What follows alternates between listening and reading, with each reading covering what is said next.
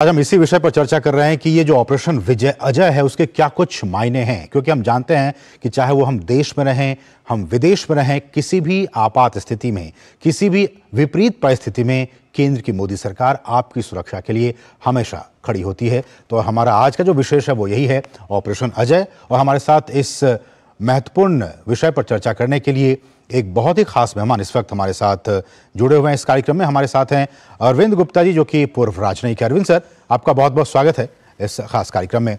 और जैसा कि सर हमने इस रिपोर्ट के जरिए भी कहा कि न सिर्फ इस बार बल्कि बीते सालों में भी, चाहे वो यूक्रेन की बात हो, हाउती विद्रोही के साथ जो यमन में हुई वहां की बात हो, जहां कहीं भी वैश्विक स्तर पर इस तरह की समस्याएं हुई, भारत सरकार अपने नागरिकों के लिए उठकर खड़ी हुई, उनकी मदद की।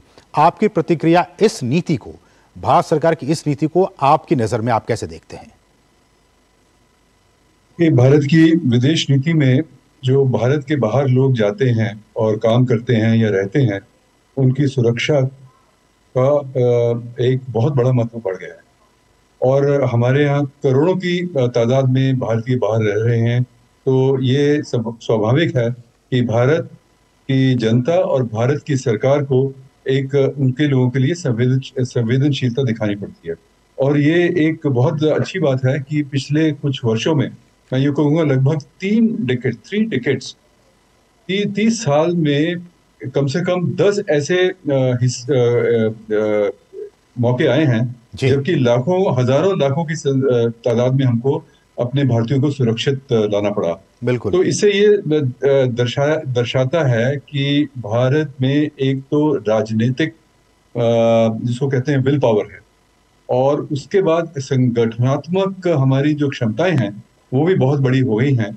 और चूंकि ये जितने भी इलाके जहां से लोग आ रहे हैं वो बड़े ही अनस्टेबल से इलाके हैं और इंस्टेबिलिटी वहां बढ़ती जा रही है, परिप्रेक्ष्य वहां का रीजनल परिप्रेक्ष्य बदलता है, तो हमें हर समय सावधान रहना पड़ेगा, अलर्ट रहना पड़ेगा। और इस प्रकार के जो बार बार हमारे जो ऐसे किस्से होते हैं, और उसके लिए हमें तैयार रखना। और इस बार भी ऐसे लग रहा है कि हम लोग इसके लिए पूरी तरह से तैयार। एक बात और सर, इस पूरे घटनाक्रम को देखा जाए, न सिर्फ इसको बल्कि बीते सालों में जो कुछ भी हमने रिपोर्ट में दिखाई, उससे एक बात तो अरविंद जी ये स्पष्ट हो रहा है कि भारत सरकार और भारतीय जो एजेंसियां हैं, जो एम्बेसीज हैं, चाहे वो किसी भी देश में हो, वो अब पीपल्स एम्बेसी के तौर पर अपना रोल प्ले कर रही हैं कि कोई भी आपकी समस्या हो, कोई भी दिक्कत हो, आप जाइए, आपकी समस्याओं का समाधान, आप किसी भी देश में रहते हो, आपको वहां पे उसका समाधान आपको मिल जाएगा। ये जो एक बदलाव आया, उसको आप कैसे देखते हैं?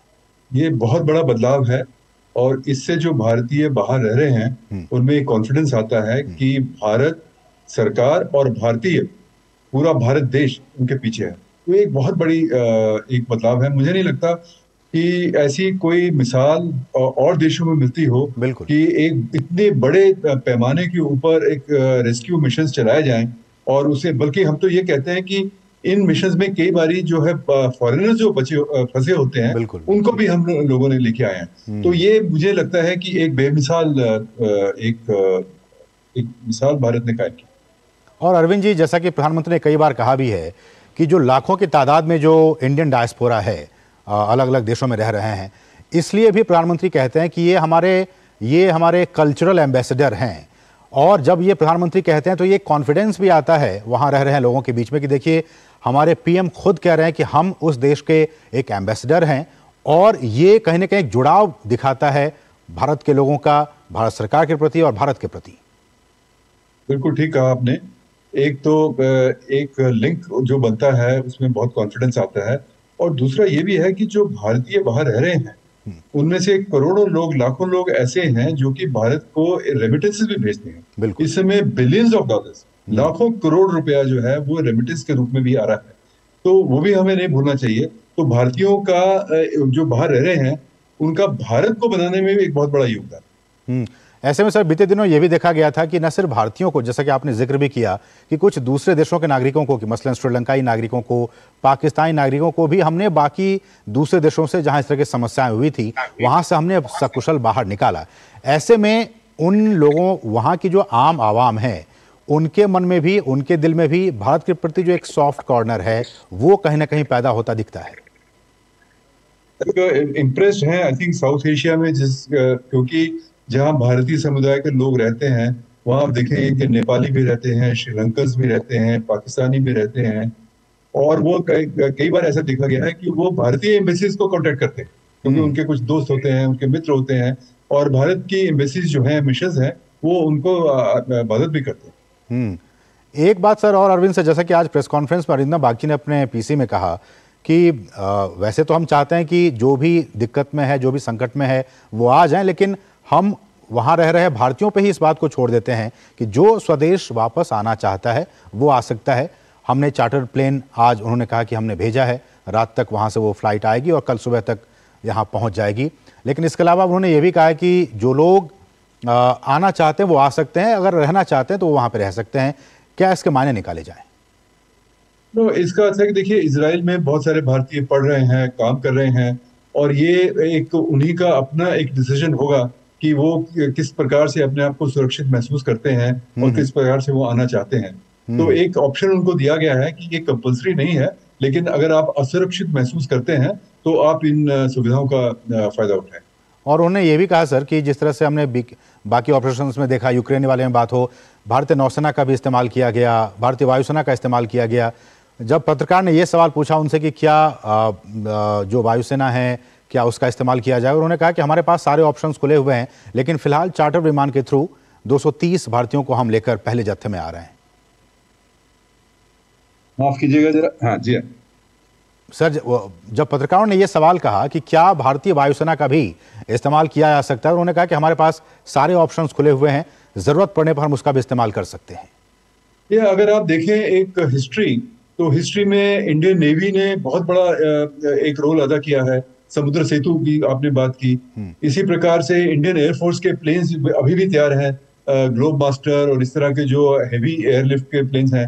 तो ये एक स्वाभाविक, और उसके बाद जितनी भी हमारे पास एयरलाइंस हैं, एयर इंडिया है, उनके प्लेन्स भी तैयार रहते हैं। तो ये एक स्वाभाविक सी बात है कि जो जितने भी रिसोर्सेज इंडिया के पास हैं वो सारे जो है इसमें राहत में लगाए जाते हैं। एक फिगर जिसको लेकर बहुत चर्चा हो रही थी कि कितने लोग वहां पे रह रहे हैं, कितने लोग फंसे हुए हैं, आज सरकार की तरफ से ये बयान आया कि लगभग 18,000 के करीब वहां पे भारतीय हैं। उन्होंने कहा कि गाजा में भी कुछ लोग हैं और बाकी जगहों पे भी कुछ लोग हैं, लेकिन वही है कि जिस तरह से एम्बेसीज के थ्रू जिन्होंने कॉन्टैक्ट किया, ईमेल के जरिए या फिर फ़ोन नंबर्स के जरिए, रजिस्ट्रेशन के जरिए उन 230 पहले लोगों को वापस लाया जाएगा। मेरा सवाल सर ये कि जिस तरह से सिचुएशन वहाँ पे स्थिति अनुकूल नहीं है, लगातार 5वें 6ठे दिन भी वहाँ पे लगातार युद्ध की स्थिति बनी हुई है, ऐसे में आपकी नज़र में जो वहाँ पे चूँकि 18,000 की संख्या बहुत ज़्यादा है, क्या कुछ आपकी तरफ से होगा कि सजेशन उन लोगों के लिए, क्या उन्हें वहाँ रहना चाहिए या फिर स्वदेश वापस आना चाहिए? नहीं, मुझे लगता है कि इजराइल में इस समय स्थिति बहुत खराब है, गाजा में भी खराब है, शायद कुछ भारतीय गाजा में भी हों, ऐसे मैंने सुना है, उसका पक्की तरह से मालूम नहीं। तो इस समय तो उनको जो भारतीय मिशन की जो एडवाइजरीज हैं उनको फॉलो करना चाहिए और उनके साथ तुरंत संबंध बनाने चाहिए, क्योंकि ये एक स्थिति जो है वो आगे बिगड़ भी सकती है। तो लगातार जो प्रिकॉशंस हैं और जिस तरह की बातें विदेश मंत्रालय की तरफ से कही गई हैं कि आप लगातार उसको फॉलो करें, और अगर आपको अगर ऐसा लग रहा है कि आप सुरक्षित नहीं हैं तो सरकार की तरफ से लगातार मदद के हाथ बढ़ाए गए हैं, आप उसका फ़ायदा उठाइए, आप और उसके ज़रिए आप स्वदेश वापस आ सकते हैं। अरविंद सर, बहुत बहुत शुक्रिया हमारे साथ जुड़ने के लिए और इस बहुत ही महत्वपूर्ण विषय पर बातचीत करने के लिए आपका बहुत बहुत शुक्रिया। बढ़ेंगे आगे और यहाँ रुकेंगे एक बहुत ही छोटे से ब्रेक के लिए। आप देखते रहिए DD न्यूज़।